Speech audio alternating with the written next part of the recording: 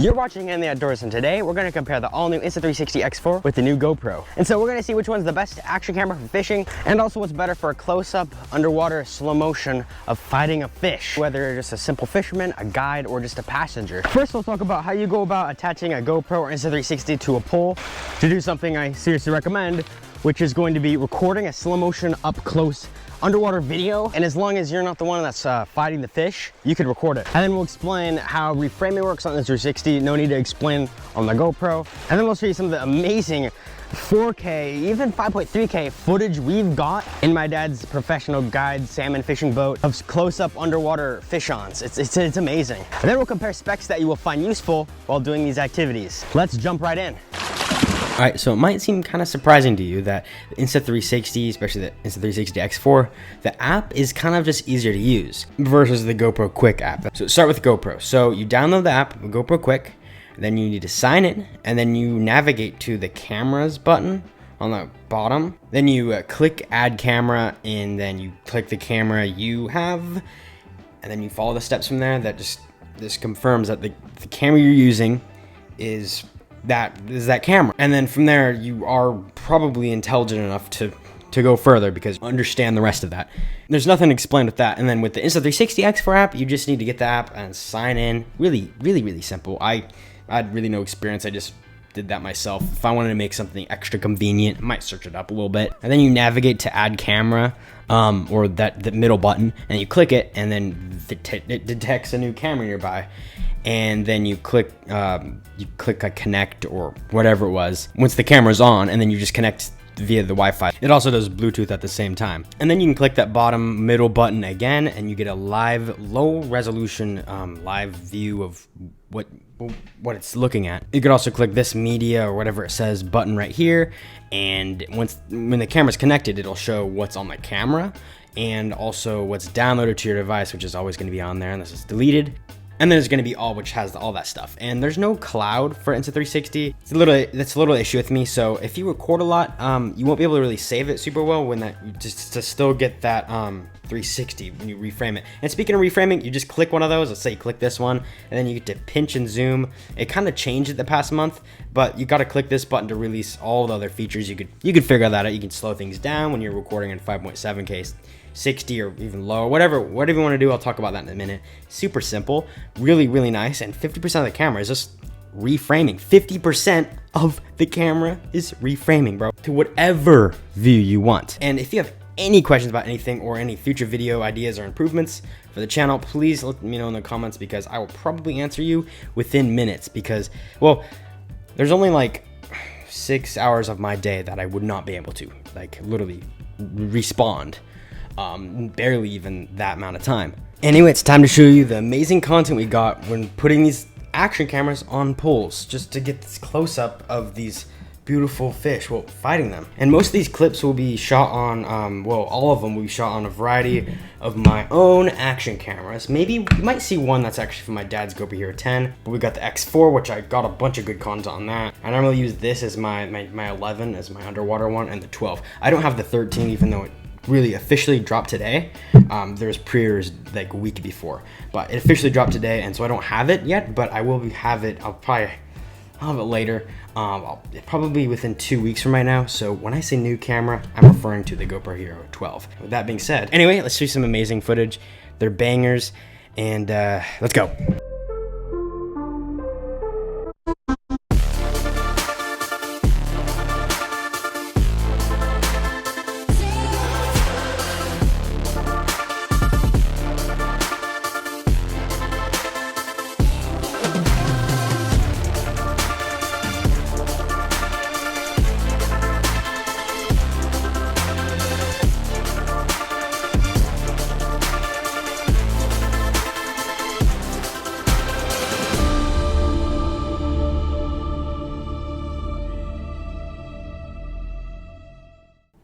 Anyway, that's pretty cool. Now I could have edited that probably even better or done even more, but it just would take more time. I could add more stuff. But hey, someone in the comments, just let me know if you want to see maybe a YouTube short or two about this. I might make something called super edits, where I make actually really good edits of the latest adventures I go on, which I actually have a video just like this or a clip like that on my Instagram Reels, which you could check out. And there's so many other cool footage and like other things to mention, so I'm just gonna say how you really attach these things on there, and then I'm just gonna compare the specs mainly with resolutions.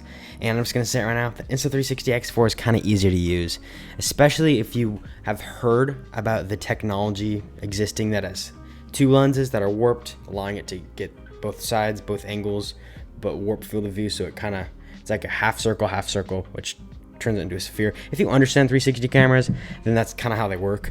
And if you understand them, then that is definitely going to be easier. If not, then maybe just a little bit easier. But GoPros, they're pretty simple. They're basic, but these are more interesting, but they're easier. So perfect explanation. By interesting, I mean 360. There, you have to do all this recropping and all that good stuff. But you can record in 4K 60 in just normal single lens mode on either lens you choose, which is simple to set up. Before I do that, I'm just going to tell you the poles I use to really set these things up on. All right, so what you're looking at right now is this pole. Actually, it's like a fishing rod extension, or a fishing net extension, or a grappling hook for fishing crab pots extension thing, or this thing that I don't currently explain it, but it kind of extends out, and it's like has these things that'll pop out of these little metal holes, and then you take something off the top of it or the tip of it, that may be like a grappling hook for like a crab trap. These are common boat tools, so like if you were to just take the head off of, or the net part off of a net, and just have that leave you with a metal rod. Yeah, that's what I use, and I just use this attachment. Hold on, give me a second. So basically what you do, the point of these are, you basically get to, so you basically sandwich this in between a pole. So what you do is you slide this right into the pole, and then you do this by cinching it down. Takes a while. And you cinch it down, on and on and on. And then what you do here is you extend the two GoPro feet out, or if you have the dive case, put in the camera, and then these are the two controls. This is kind of how you click this to start recording, and click that to turn it on. And then while it's in there, you could use this because they have the GoPro feet. But sometimes I actually just use this. It extends out like 6 feet. But the thing is, it can get wobbly. So the last question is, what do I prefer, and what are the resolution specs? Well, I'm just gonna list their resolutions and their frame rates of them. When I say frame rates, I mean FPS, or when I say 4K 120, the 120 is the frame rate. So the GoPro here, 10, 11, and 12, and 13 have the same resolution and the same frame rate at those resolutions. So what I use 4K 120 to get that 8 megapixel frame grab. So it's 4K, just a normal 4K, at 120 frames per second. So I can get that frame grab for like a photo or something. And that's why I use this. So I use slow motion to get that frame grab, or just, it's a perfect slow motion at 4K 120. Because my videos are 4K, I kind of want to record in at least 4K. Once I'm satisfied with getting 1 or 2 clips of that, of catching a fish, and maybe I get a big fish that I get video on, and maybe I'm satisfied with that. And then maybe I whip out this at 8K 30 FPS. So I like to use both. I don't prefer one over the other. And so if you're just buy one, buy the GoPro. You don't need a dive case.